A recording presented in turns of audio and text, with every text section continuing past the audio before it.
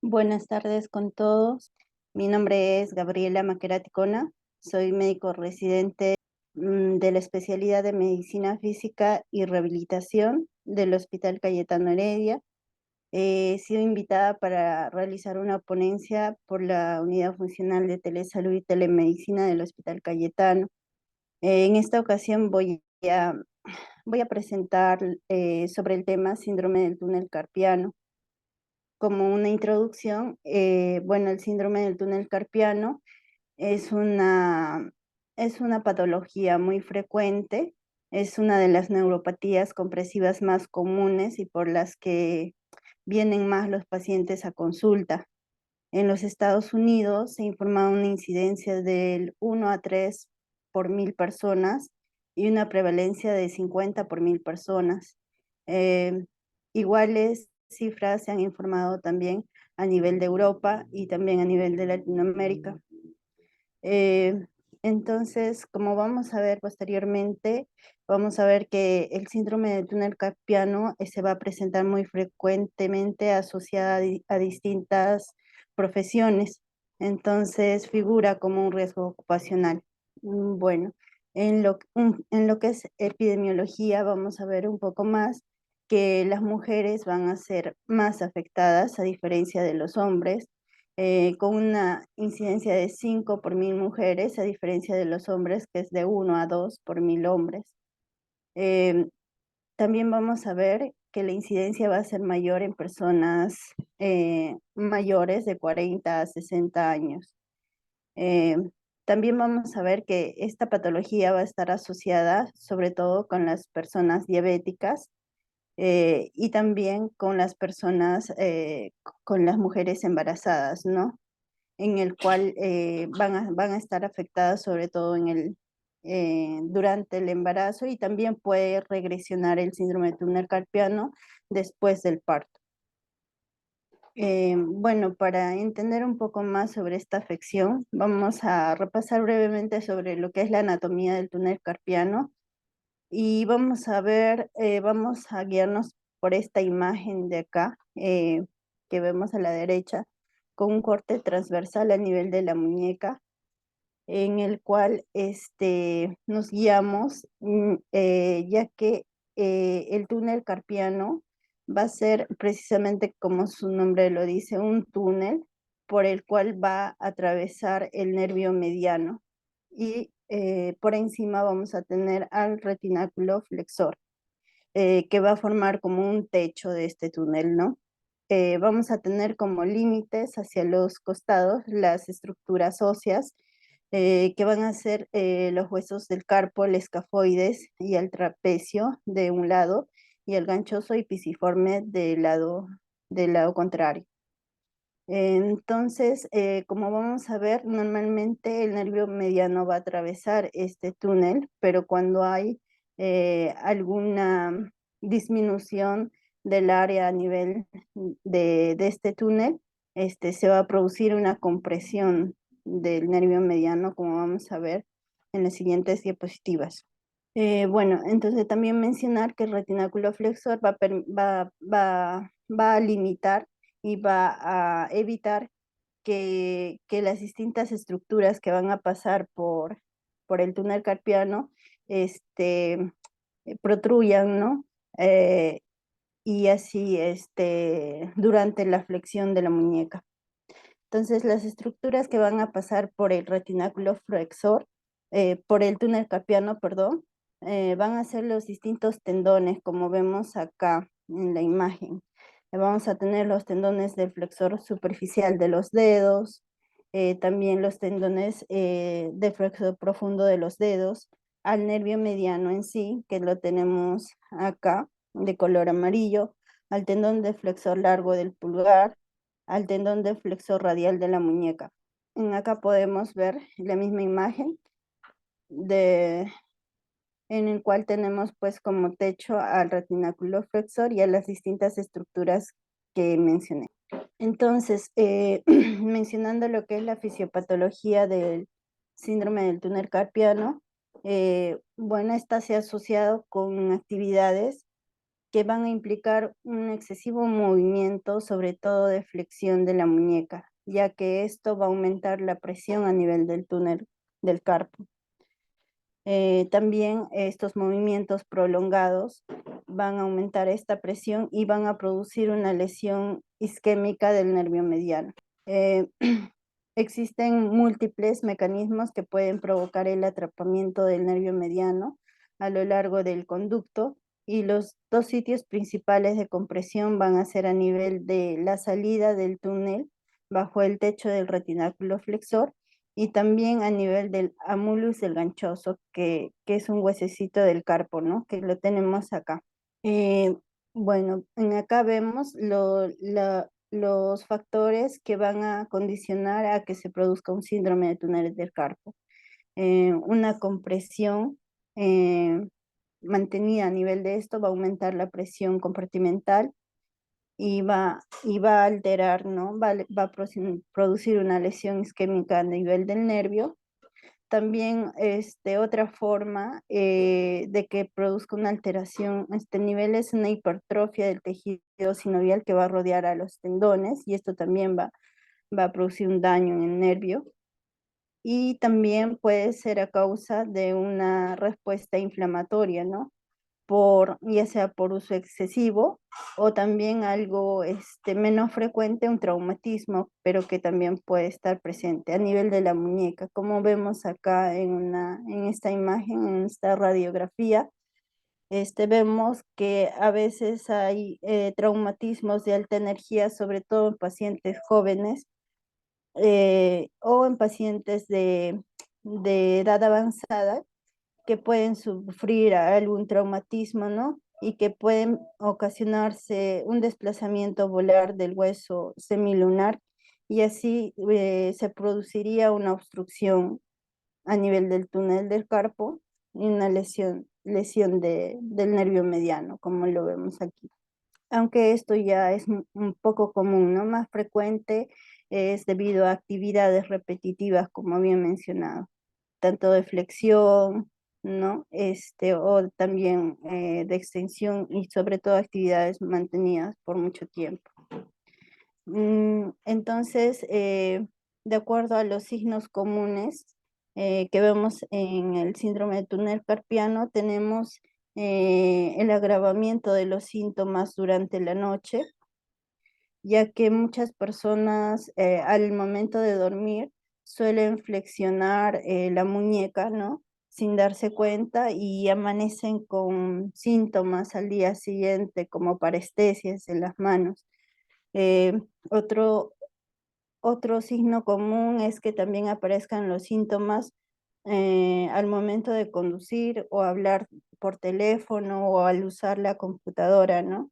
Eh, eh, como tenemos, Como vemos en todas estas actividades, vamos a ver que se realiza un movimiento en la muñeca, que generalmente es pues la flexión, ¿no?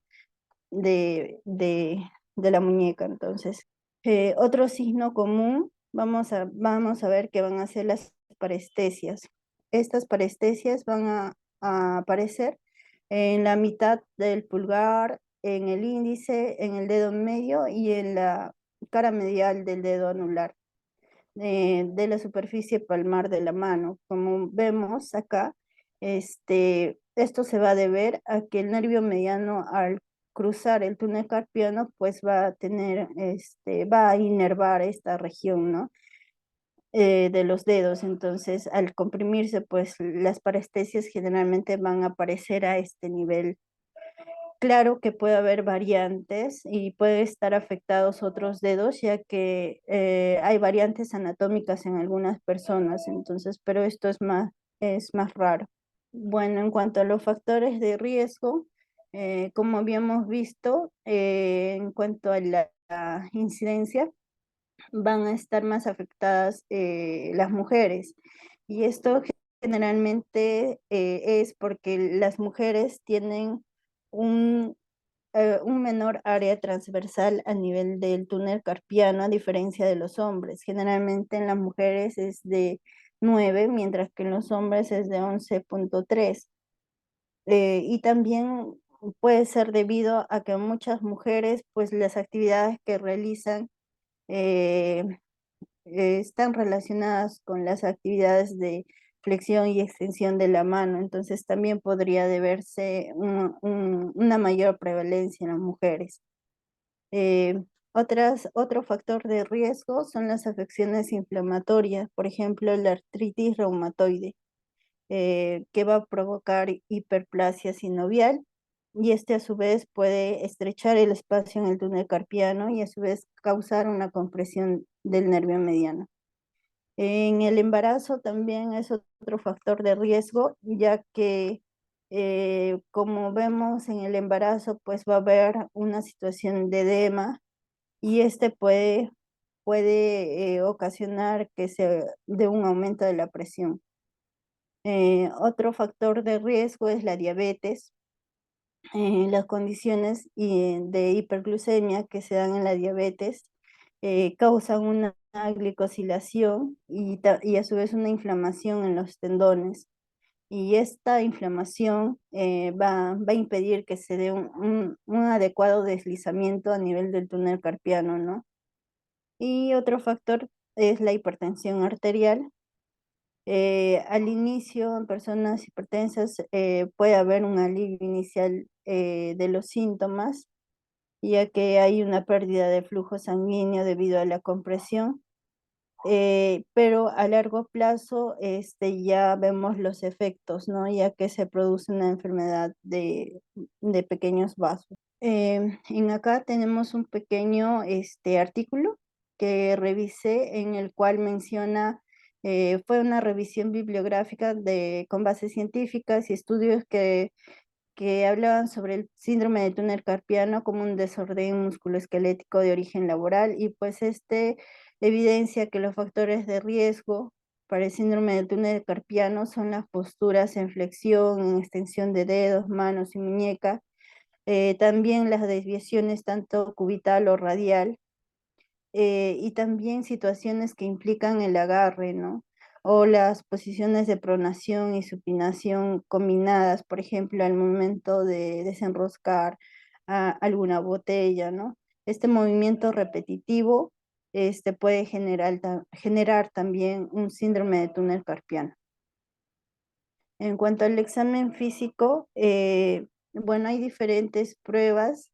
Entre estas tenemos la prueba de Fallen y la de Fallen invertidor. La de Fallen, que la tenemos en la izquierda, es una prueba en la cual el paciente junta la superficie dorsal de sus manos, como vemos en la imagen, em, durante 30 a 60 segundos.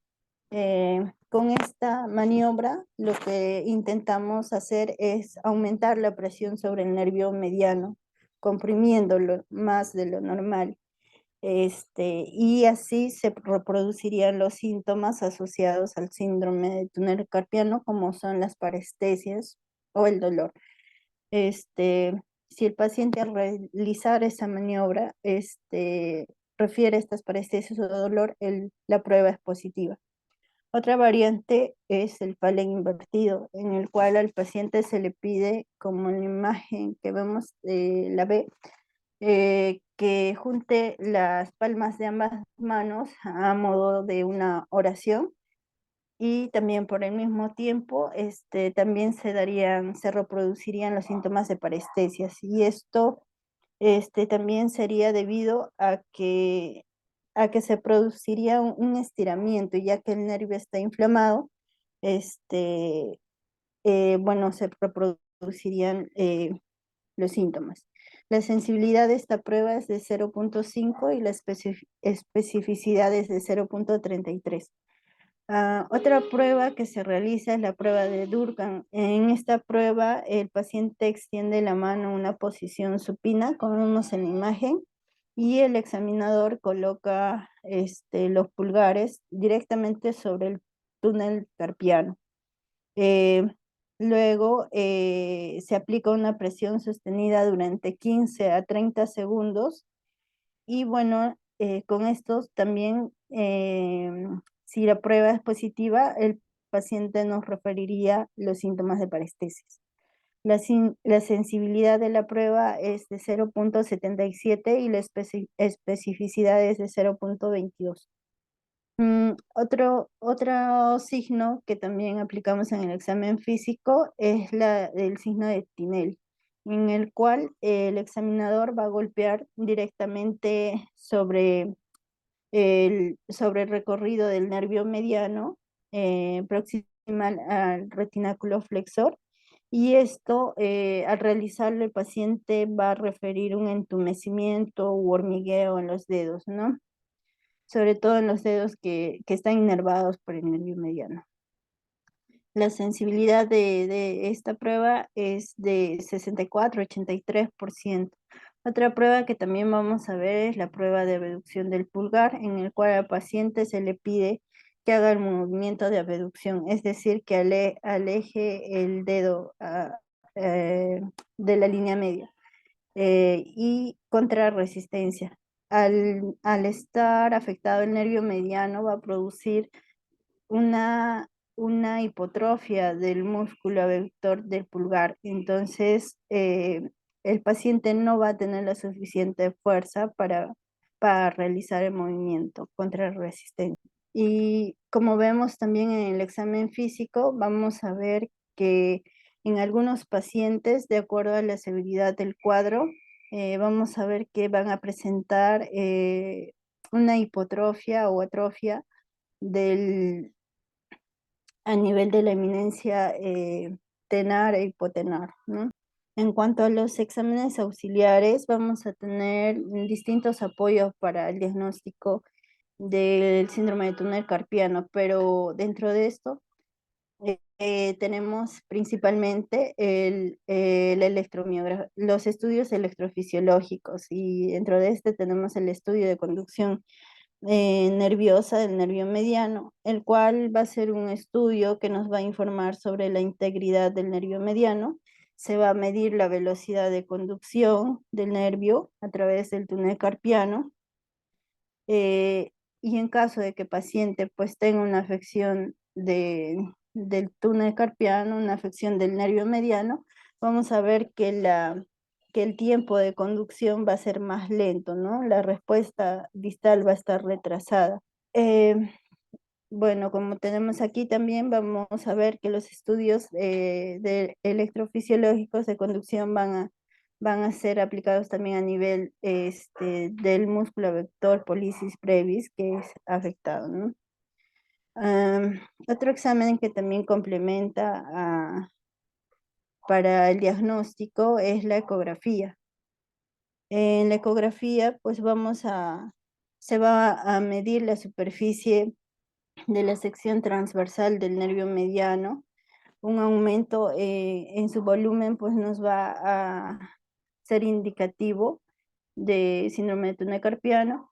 Acá tenemos un estudio en el cual McDonough y colaboradores investigan sobre múltiples parámetros ecográficos, ¿no? En el cual ven cuáles están presentes en el síndrome de túnel carpiano, los cuales son el abultamiento del retináculo flexor o el engrosamiento, también una alteración en la ecogenicidad del nervio mediano, los cuales van a ser los más relevantes. También se puede ver un aumento del área de la sección transversal a nivel del orificio proximal, que va a ser más o menos, va a variar de 6,5 a 13 milímetros, dependiendo del estudio, ¿no? Eh, y también se han aplicado otros parámetros, por ejemplo, medir la superficie o relación del área de sección transversal del nervio mediano, tanto a nivel del orificio proximal del túnel carpiano como a nivel del tercio distal del antebrazo. Esto también es aplicado para diagnóstico, ¿no? En cuanto al tratamiento, vamos a tener un tratamiento quirúrgico y no quirúrgico, ¿no? De acuerdo al cuadro clínico del paciente, ¿no? Eh, Vamos a tener un tipo de tratamiento que son las ortesis, pero no suelen ser, o sea, es un tratamiento que va a ayudar a otros tratamientos. La ortesis es, como vemos acá en la imagen, es una especie de muñequera que va a tener una especie de un material más duro a nivel de la palma, lo cual va a impedir que se dé la flexión de la muñeca, y esta va a ser usada sobre todo por las noches. Claro que suele ser usada en algunos casos de día, ¿no? Pero generalmente es indicada en las noches, y esta va a estabilizar la articulación de la muñeca, ¿no? En una posición neutra, en la cual no se va a dar ni la extensión ni la flexión de la muñeca. Es, esta acción en sí va a disminuir la presión que se ejerce sobre el nervio mediano. Bueno, también es de tener en cuenta que el usar esta ortesis, pues generalmente solamente se usa en las noches, porque si se usa más tiempo, pues puede producir debilidad a nivel de la mano. Otra terapia también que se usa en rehabilitación, tenemos las técnicas de neurodinamia. En este estudio, según Acalin y colaboradores, comparó un grupo de pacientes que usaban férulas frente a uno que usaba ejercicios de neurodinamia, que son ejercicios en los cuales se va a dar el deslizamiento de los tendones y los nervios. Eh, Ambos grupos mejoraron, pero el segundo, el que realizó las técnicas de neurodinamia, mejoraron en un mayor porcentaje, como vemos acá, ¿no? De 72, con el uso de férulas, a comparación de 93% con las técnicas de neurodinamia. Acá tenemos una imagen que nos representa distintos ejercicios que se van a realizar para el movimiento, para el deslizamiento de los nervios y tendones a nivel de la mano.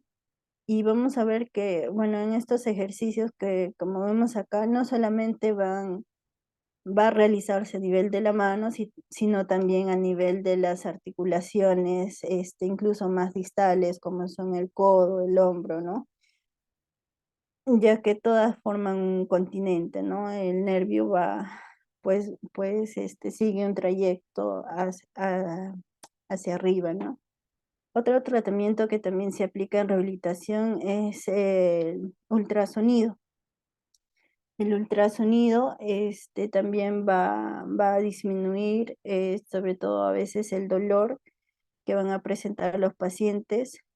eh, y también está dado por la emisión de ondas de alta frecuencia, ¿no? Los cuales van a producir un efecto antiinflamatorio y van a mejorar la conducción nerviosa, nervio mediano. En acá tenemos un estudio en el cual nos presentan la eficacia del tratamiento de rehabilitación para el síndrome de túnel carpiano en un grupo de 30 pacientes, todas mujeres. Se les agrupó en tres distintos grupos, uno en el cual usaron férula, otro más ultrasonido. Otro grupo usó férula más inyección de esteroides, como vamos a ver, y otro se le indicó las tres cosas: férula más ultrasonido más inyección.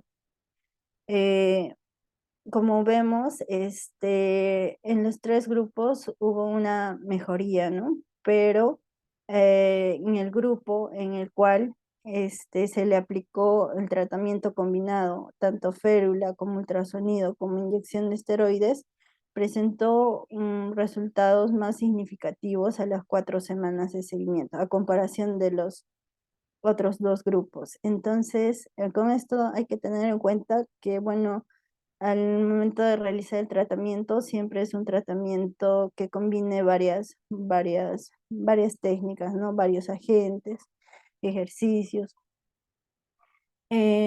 Como vimos acá, otro tratamiento que también se aplica para el síndrome de túnel carpiano es la infiltración con esteroides. Los esteroides generalmente es la metilprednisolona, 1 mililitro, y se le aplica en una dosis única. A veces se suele combinar con bupivacaína, que es un anestésico, y bueno, generalmente con este tratamiento también los pacientes refieren mejorías.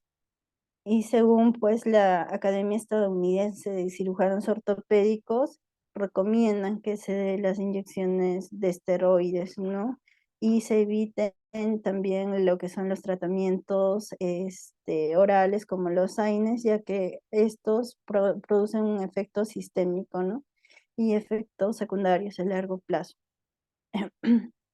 Entonces, la inyección con estos corticosteroides es eficaz para reducir la inflamación y el edema en síndrome de túnel carpiano, pero puede haber algunos efectos secundarios, ya que se ha estudiado que estos corticosteroides pueden reducir el colágeno y limitar la síntesis de proteoglicanos.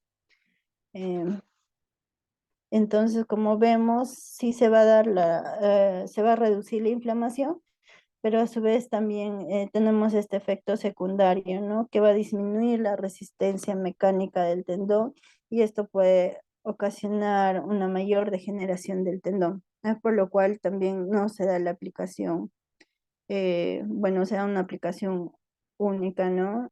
Otro tratamiento, bueno, en caso de que ya el paciente presente, por ejemplo, una atrofia de la eminencia tenar o hipotenar, o también los síntomas que manifiesta el paciente pues son más de 6 meses, o se le haya aplicado el tratamiento rehabilitador como hemos visto con ultrasonido, con ejercicios, con láser y los síntomas no mejoran, entonces el paciente es tributario de un tratamiento quirúrgico. Eh, el tratamiento quirúrgico que existe, bueno, es la cirugía a cielo abierto y la cirugía vía endoscópica, como vemos acá en las imágenes. Eh, Generalmente cada una tiene sus indicaciones y sus beneficios, ¿no? Y sus efectos contrarios. Como vemos en la cirugía a cielo abierto, pues el cirujano va a tener una mejor vista de la anatomía, mientras que la cirugía endoscópica a veces puede relacionarse con una lesión de nervio mediano, con una limitación a nivel del corte, porque lo que se hace en la cirugía es un corte a nivel del retináculo flexor que vimos que formaba el techo del túnel carpiano, y con esto una liberación de la presión a nivel de esta región.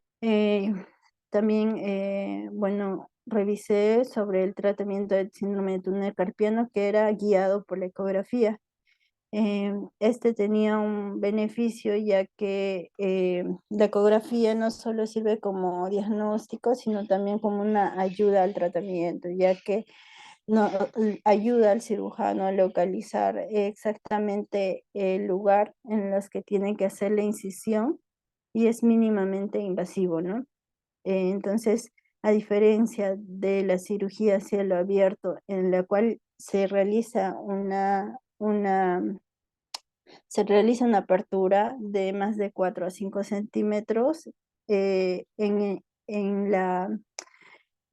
la cirugía con guía ecográfica vamos a ver que la incisión es de 0,1 a 0,5%, entonces la incisión es hasta 10 veces más pequeña, con lo cual también disminuyen los efectos secundarios y también se da una recuperación mucho más pronta. Bueno, en cuanto a también es importante saber las medidas preventivas para evitar, ¿no?, que aparezca el síndrome de túnel carpiano. Y para esto es importante tener en cuenta, como vimos, los factores de riesgo que nos conducen a esta patología. Como vimos, son los movimientos de flexión, extensión de muñeca o movimientos mantenidos muy sostenidos, ¿no? Y para esto es importante tener siempre al momento de trabajar, sobre todo al usar, por ejemplo, la computadora o el celular, en este caso la computadora, mantener una posición correcta de cuerpo para evitar posibles afecciones, no solo a nivel de la muñeca, sino también a nivel del cuello, ¿no?, de la espalda. Entonces siempre es adecuado tener el monitor a nivel de la cabeza o si es un poco por debajo, también apoyada el antebrazo y la muñeca a nivel del teclado, sin una flexión y sin una extensión. Bueno, acá vemos la imagen que nos demuestra una situación, una posición incorrecta, ¿no? Vemos que hay una extensión de 45 grados. La posición correcta es pues una posición neutra, ¿no? Siempre procurar el uso de apoyabrazo, de antebrazo, como vemos acá en la imagen, siempre tratar una posición sin inclinación, ¿no? Sin inclinación tanto cubital como radial de la muñeca. Y bueno, según un estudio realizado sobre las evidencias para prevenir un síndrome de túnel carpiano, se vio que las medidas para prevenir esta aparición del síndrome de túnel carpiano eran la reducción de la carga laboral en el lugar de trabajo, la reducción del número de horas o también el descanso de los trabajadores durante el servicio, reducción de movimientos vibratorios y manuales, también disminución de movimientos repetitivos de la mano y de la muñeca, o también si es que se realiza estas actividades, realizarlo de forma ergonómica o corregir la postura y también usar instrumentos de un tamaño adecuado, ¿no? Para hacer el trabajo mucho más fácil de realizar. Eso es lo que tenía preparado para esta presentación. Muchas gracias por su atención.